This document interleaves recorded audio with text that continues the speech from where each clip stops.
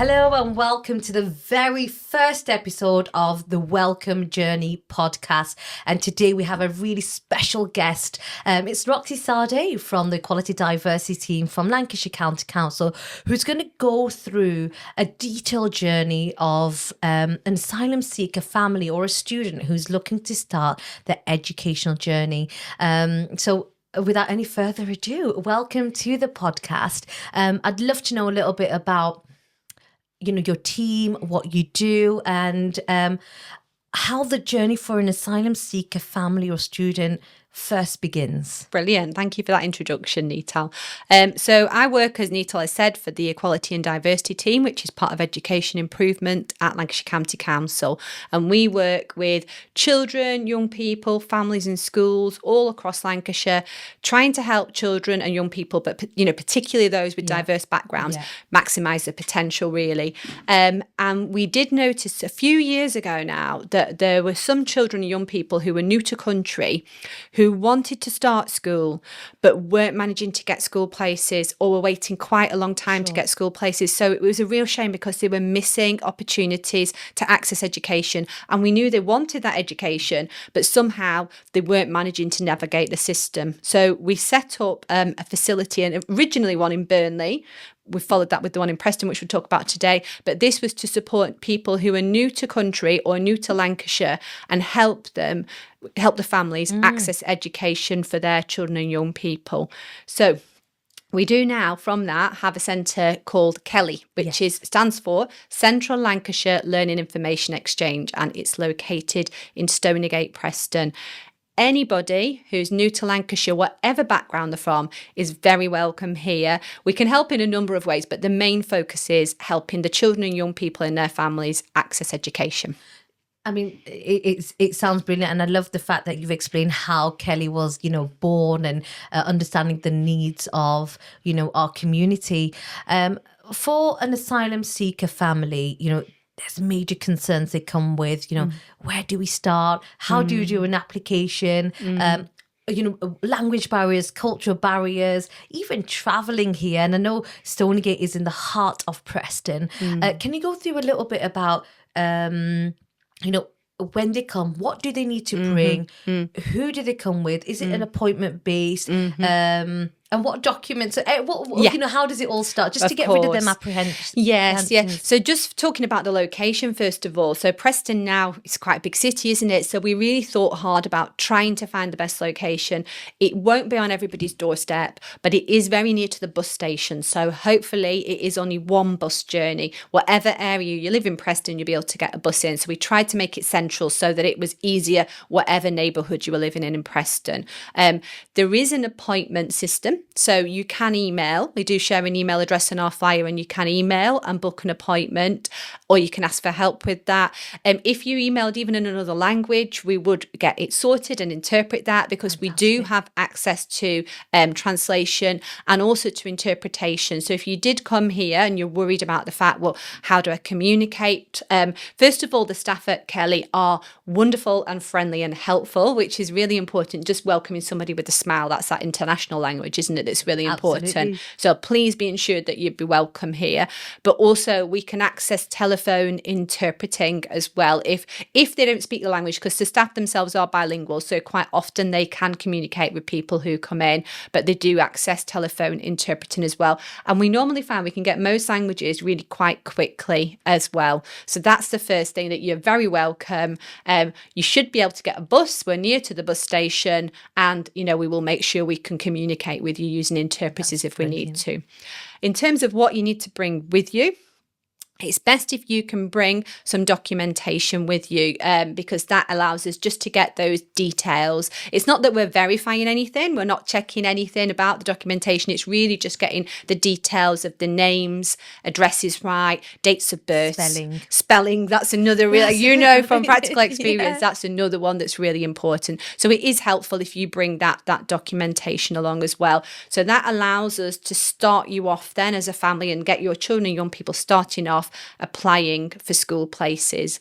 There are quite a few complications in the UK with school places. In a lot of countries, the local school will get bigger and get smaller depending on the demand from the local population, and they will just squeeze the children into the classroom, and that's the way it will work. So that is different in the UK. So sometimes that can be quite difficult for families to understand, because they think, why can't I go to the school across the road? In the UK, schools have a published admissions number, and they won't normally exceed that number. So they may be full. So although you can see a school maybe across the road or in the next street from where you live, it isn't always possible to get a place there. And that's the same whatever community or background you come from. It's just the way the schools work here. Yeah, I think that's really, so I'm so sorry to interrupt. I think that's really important, because, you know, a lot of parents may have that expectation. Oh, this is the perfect school I want. But, you know, like you said, you know, if they've got the right amount of numbers, or they can't go over, you know, there are other options that you can explore, the schools within the vicinity, or you know, where they can actually fit that child in. Yes, and I think that's difficult to understand if it's a different way than the education system has worked in the country that you've come from as well, but it is a difference here. So it may mean that the school place that you are offered ends up being a bit further from home than you maybe would, you know, normally have in the country that you've come from as well. It is seen as being reasonable to travel up to about 2 miles here. And again, this is from children and young people for any background or any community, whether you're born in the UK or not. It isn't, you know, it's not a difference. It's the same for all. So there may be a bit more travel expected than you are used to as well. Sure. So we've clarified that kind of initial what you need to bring in the prior to even coming into the Kelly Centre, or using our facility. So that, you know, in terms of emailing, and what we'll do, we'll add the email in the link below as well. Brilliant. And the documentations that you need, the fact that there's a language line, and just managing them expectations prior to coming. Now they've got an appointment. They're coming to meet us, then what? Okay.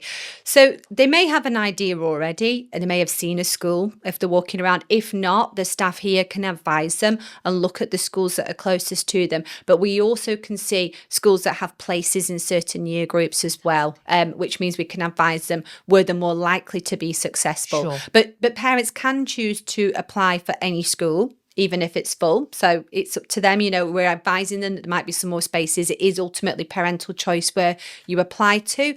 But if it's full, you may be rejected. And there are complications there as well in the UK system. Some schools, the local authority manages their admissions for them. But other schools, particularly faith schools or academies, the schools themselves manage their own admissions. So it means you end up with slightly different systems and way of admitting forms. And again, this may seem strange, you know, along with, I know, with lots of other things you're learning when you're new to a country, but that's the way the system works here, that sometimes you can do an application for some schools through the local authority, but others you've got to apply directly to the school as well. And the team will do that for them. The team will. So it's just before we go on to the next slide. So a faith school. So what many of the questions have been, those who go to a faith school, what are the expectations of when you go to a faith school versus a community school? Yeah, so a faith school, I wouldn't want to talk too much for them. And I know that you've spoke to a head teacher of a faith school as part of a later episode in this series as well. So that's great. But for faith schools in the UK, the faith is a central element of the school from my understanding of it. But they are also inclusive of children of all faiths and no faiths as well. So that's something to reassure parents about. They're very respectful and inclusive of the faith. They often talk about festivals and celebrations of other faiths as well. And lots of children at the school will be, as I've said, of different faiths and often of no faith as well. Yeah. Brilliant. So we've established that, you know, when you come into the Kelly Centre, the representatives there will be able to see, you know, what schools are available. We'll be able to check the distance and what like I said, you know, and it's seeing what is, you know, most likely where you're going to get a place. Yes. So let's talk about the application. So we've got the documents, we've had a look at the schools available, and you know the options that they've got. What happens in the applications, and what information and what's that kind of next process looks like?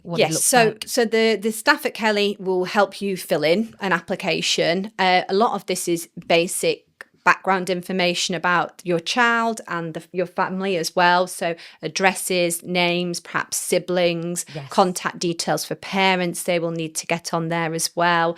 Perhaps any information if there are additional needs about the student or the pupil as well. So that they will support you with filling in that form, and they will also help you to submit that as well, whether that is to the local education authority or to the school. There is then a waiting period then, and this, can be frustrating sometimes for families, we know, because often they will want their children in school, that they're really recognising that importance of education, which is great. But unfortunately, there is some time that it does take for this system to work. So it will take a few weeks for you to hear whether you've been successful or your child's been successful and has got allocated a place or not. You can contact us to chase that, but really I would leave it, a couple of weeks before you do, because it does naturally take at least a couple of weeks, if not longer, really, before we hear whether you've got a school place or not. And most likely they will hear. So when, from my understanding, once they complete the application, that application copy is emailed to the parent. So they've got a copy of it. And like you said, waiting a couple of weeks, at least, until you hear back. Now, how will they hear back? So they often will receive an email. Sure. And so that email will come to you. It will be written in English, won't it, as well? And it isn't short necessarily. It's quite formal language as well. Yeah. So some people may be confident accessing that and understanding that. If you do get a letter or it be a letter attached to an email and a communication you don't understand, definitely please do contact Kelly and the staff here, and they'll be able to help you understand what it says and what the next steps are. So if you do find you've been allocated a place, they can help you understand how to start school, which we can talk about in a minute. But if you haven't got a place, there are still options. We can look at completing an appeal. As well, if that's the school you really want to stay with, we can complete an appeal for the school place, which may or not be successful. Or obviously as well, we can look at other schools and apply for those as well. So this was going to lead me on to the next part is before we go on to if you've been accepted, what that journey looks like. But for example, if we don't have any places at the moment, it's it's a rejection letter in inverted commas. Yeah. What is an appeal and how long does an appeal take and what is that process? Yes. So an appeal, when you're appealing for a school place, you're asking them often to go above their admissions number. And I talked about that set admissions number before. So schools do try to stick to their admissions number, but you can appeal that. When you complete an appeal form, you're trying to put information on the form about why that school is right for your child or young person. So rather than why another school isn't right, it's about why is this school the right school for you? And again, the Kelly staff will help you. They'll fill in that form, not for you, but they'll help you put your words onto that form so that the appeal can be submitted. Once the appeal submitted, you do get an appeal date and you can attend the appeal.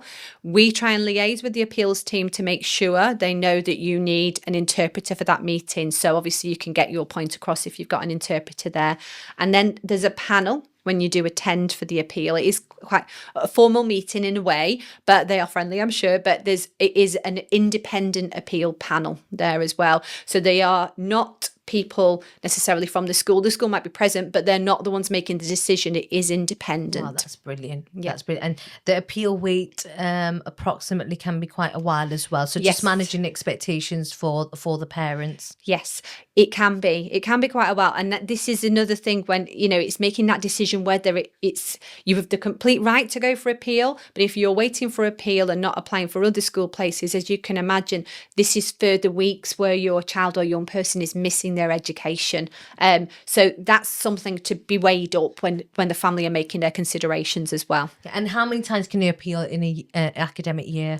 So for that school, once in an academic year, but I think they can appeal at more than one school in an academic year. You yeah. may know more than me on that one as well. So in an academic year for one school, you can just appeal that one time, but you can appeal for as many schools as you want. And I think it's so great that that we can you can provide an interpreter for that parent so they can get represented in a fair way, and the fact that there's an independent panel makes the process that much more fair. Yeah. So we've gone down the appeal process. I'm quite satisfied with the information that you've given there, and I think our audiences will be as well. Now, the best case scenario, you get allocated a place. Allocated a place, which is brilliant. Yeah. What happens after that? So, what's a realistic journey? Because I think the big concern is, okay, we've been accepted, meals, transportation, all the practicalities. Please talk us through that. Yeah. So if you do get a place at a school, that's brilliant. And then it's looking at getting started. Again, the Kelly staff can help you again here. So it may well be that you are entitled to free school meals, which many families are in the UK. And there isn't a stigma to having free school meals or a detriment. So if it is something you're entitled to, don't worry that that's going to have a negative impact on you. Those meals are there for your children and young people to make sure that they're having a nutritious meal that day. So there is an application that a family has to do for free school meals. Again, the Kelly staff can help you access this application. They do need to see certain evidence that they can submit with that application for you. It might be evidence of you being an asylum seeker, for example, and that will show that your child or your young person is eligible, and then they can make sure that that's completed, the form goes in, the school knows, and then when your child's at school, they can get that free school meal. Again, as well, be assured that meals in school, they're very used to catering for all different dietary requirements as well in schools. So please be assured that they will be doing that as well. And religious ones as well. I know that the schools are very, very good that way. Okay, so we've got the free school meals. What about transportation? Because there are concerns, if you're at high school or if you're at primary school, and if the school is slightly further away, how does it all work?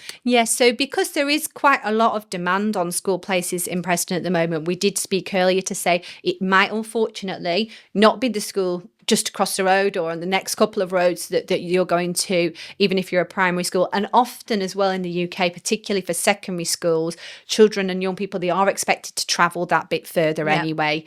So if it's under 2 miles, you are expected to travel yourself, which might, as we said, be a bit of a longer walk. We appreciate that you may well not have access to your own transport, so it may be that that's more of a challenge, but there is that expectation that you do get to schools within 2 miles. If it's above 2 miles, if you're under a certain age group, or sometimes above 3 miles, then there is free transport as well that you can apply for. But this will be, if you're under a certain age, it's a taxi that will come for you and pick you up. So that's more door to door, and probably easier when you're new to country. If you're above 11 and it's high school age, then it is normally a bus pass, isn't it, that's given.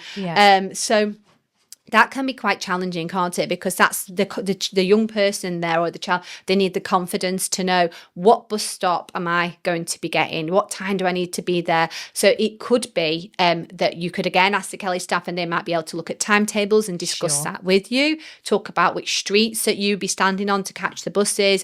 But also it may be that as a parent, or you do a practice run with them. And that would be quite typical as well with UK parents. When children are starting high schools, quite often parents, particularly if they're getting buses for the first time, might practice that journey with them so the child feels more confident before they start a new school as well. But we can definitely support with applying for free transport where that's applicable as well, and we can advise you on that. So if you're not sure, because there are a few complicated rules there about different age groups, isn't there, and different criteria. So the best thing is just to ask at Kelly and see if that's a possibility as well. Oh, that's brilliant. And I think I know some of the concerns are around, and some of the schools in our later podcasts will touch on this.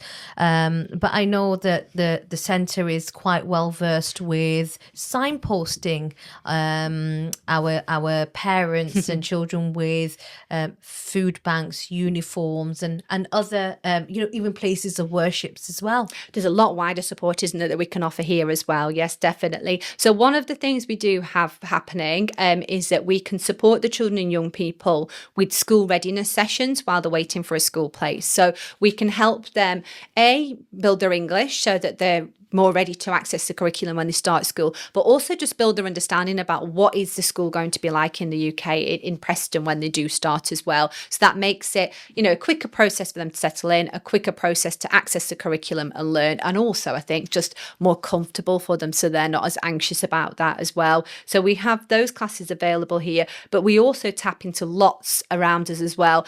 Some that we do ourselves, as we said about the EAL school readiness, but we also work with lots of partners, don't we, as well? So in terms of if you're one of the adults in the family, want to improve their English, we can direct to different ESOL classes. We have relationships with lots of different classes, don't we, as well? Yep, food banks, that's sometimes a concern that's been raised. And again, we can direct there.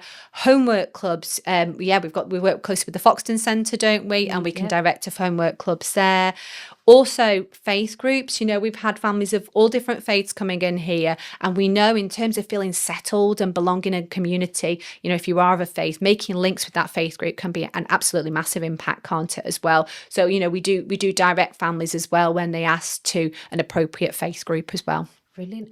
And I guess another question is, what cost is involved in all of this? That's one of the big apprehensions. Is there a cost to use this service? Is there a cost to be signposted? Our listeners and viewers want to know if there's any cost attached to any of this. It's a really good question. Thank you. No, our work is all already funded. It's funded already, so there's no charge for families for any of our advice or support. We're here to try and speed up families, the children and young people accessing their education. So that's a positive benefit on them. And that's the aim, really, isn't it? So no charge at all for any of those. So please don't let that be a concern. Yeah. And is there any case or any family that you've come across in your years of working with the Kelly and Ellie Centre, which is a good example that you can share or is close to your heart? Oh, that's a really good question. Gets me thinking. Yeah. There's just so many, really, so many. And I know through managing some of the staff at the different teams as well, we get such wonderful feedback from the families, just emails, and they really touch your heart, the emails just saying how grateful they are for the help, but how positive and friendly and helpful the staffs are as well. So that makes me, obviously so proud to be a part of that, and just so grateful to the staff who work in those teams, as you work in the teams as well, doing that and meeting those people. And I think that's the thing, everybody in the team is really passionate about helping all the families as well. There are some particular families who I've met some going to classes recently as well, and you meet children, sometimes they've got additional needs. Yes. And you can just see how much being in the class is helping them settle in. Or we have had students who have been through, it was either Ellie, which is our East Lancashire Learning Information Exchange, which is a sister to Kelly, the one in Preston, or Kelly. And you can see they've been through the classes, the school readiness sessions. They've got a school place. They've got that bus pass because they've gone to high school. They've gone quite a few miles to high school. And then they came back to us a year or so later to ask to do work experience. Yes. It was so wonderful to see their confidence. And they brought some friends with them as well that they've made at school. So it was really nice to see them with their confidence built. They were settled into school. They were accessing work experience, which is a normal experience for a UK high school student as well. They were coming back with their friends, and you could see the progress that they made. And it meant we could almost support them with the next step while they were thinking about what will happen when I leave high school, what career will I do. So it's so exciting to catch up with them and see where they're up to as well. Yeah. And I think it's wonderful that the relationship doesn't just end in this office. There's so much follow-up that happens, being able to pick the phone up or just email the team at, whether it's Ellie or the Kelly Centre. And like you said, even when you're in school. I know your provision with the support of ESOL is really powerful and so empowering, not just for the children but for the parents as well. Yes, yeah, no, it doesn't end when you start school. So sometimes families maybe will have a concern, and it might be something they've already spoken to school about, and they don't feel it's quite resolved, or they just don't know how to express it, or what they should expect of a UK school. Obviously, lots of things are new to families when they're new to country, coming into countries in this situation. So if they would like some support, again, in just maybe speaking to a member of school staff to ask some questions on things they're not sure about, or just to express a feeling that they think there's something, if they're worried about progress of the child, or they think there's been a situation in school and they're not sure how it should have been dealt with, we have community education liaison officers, so they can help them access, again, the systems that are already in school and help resolve situations. So sometimes that's about aspects of faith, isn't it? I know we've had a query recently about students being able to express their faith by wearing different artifacts that they need to wear in school, and we can sometimes help the school advise on that, looking at health and safety, but support that resolution really on those as well. So the support definitely doesn't stop when you're going to school. We're always that ear ready to listen here, aren't we? We also have English as additional language tutors that work into school as well. Yeah. So quite often children that may have come through Ellie or Kelly and we've got into school, we then have other members of staff who can work with them, helping them with their English once they've got into school as well. And we can advise school staff as well on how you can support students, particularly when they're new to country. They've got that culture shock as well. Yeah. There's lots of new things to pick up. You've got to make friends, you've got to feel settled, and you've also got to learn English and learn all the rest of the curriculum, the science and everything else.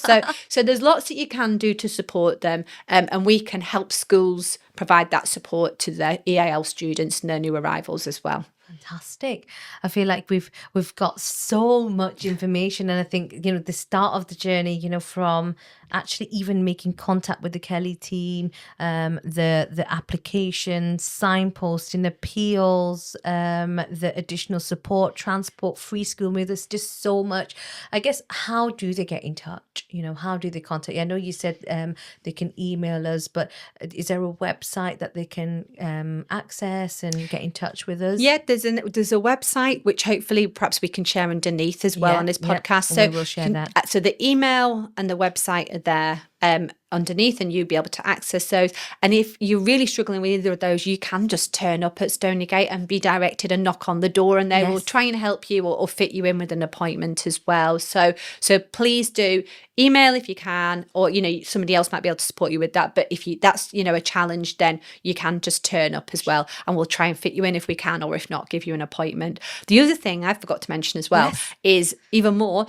So we've talked primarily, haven't we, about school age, so that when you just starting school, when you're about 4 in the UK to 16. Yes. But we can help as well with early years education. Yes. So there is funding for 2-year-olds to go into nurseries and other early years settings, and 3-year-olds as well. And there's funding for 2-year-olds and 3-year-olds all across the country already. So asylum seeker families are just as entitled to access that as any other families across the UK as well, and we can help families. And the team can check that as well. Yeah. So one of the things I forgot to mention is what about those students who are starting their first journey in high school, or starting their school journey? How does that application work? Yeah, thank you for that question. So far we've spoke about in-year admissions. So this is when children start school at a non-typical point. So it may be because they've moved house or they've moved into country, but they're starting at a different point when other people have already started school. But we do have set transition points where the vast majority of students and pupils start school in the UK. So we've got reception, which is when children are 4 to 5. And we've got year 7 when children are 11 or just turning 12. And they're the typical transition points in the UK. So if your child is 3 or 4, this is when you'd be thinking about applying for them to start school. And there are set admission dates as well. So you do need to get there quite a bit earlier to make sure you don't get a late application. So if they're 3 or 4, you might want to talk to Kelly staff to say, okay, when should we be applying for a place for reception, so they can start to apply. And these applications are all submitted into the local authority. You don't have to go to a school. They go on a form and they go to the local authority, and you choose 3 schools, don't you, for those as well, a first, second and third choice. And your child's name will then be put into the system and allocated by the admissions criteria along with all the other applications, and they will be starting school at the same point, be a new pupil with all the other new pupils starting as a new pupil at the same time. Fantastic. That's similar, isn't it, in year 7? Yeah. Same thing. So when your child is getting to about 9 or 10, and then you might want to be thinking about, okay, well, hopefully they may either be in primary, they will be applying for a primary school at that point, but you also want to be thinking about where are they going to start when they're 11, going into secondary school as well. So similar advice to before. Contact the Kelly staff and say, right, when do we need to apply for secondary schools? And again, you can have 3 choices. There's often opportunities for all of these schools to look around them as well. So you can help make your choices as well. And you apply for 3 schools and that goes into the local authority. But again, there's a deadline. So it's important to be thinking about it a bit earlier and contact the Kelly staff to find out when should we be applying for high school, or if your child is early years, when should we be applying for primary school? Brilliant. Thank you so much. And finally, if you could just look into the camera, and if you have any final message for all our asylum seeker families and students who are watching, just to finish off this episode. Okay. I just want them to know that they are very welcome. That's the main thing I would say. And that our staff here at Kelly, I know from working with them, have got such a passion to help them and to welcome them into the country and to help those children access education, because we know what a powerful tool education is for changing people's lives. So don't hesitate to come and see us, really. Just come in and we will help you the best we can with education. And as we've said, we'll often signpost to other things and help if we can with anything else as well. Brilliant. Thank you. Well, thank you so much. And it's such a pleasure to have you on the Welcome Journey podcast. Thank you. Thank you.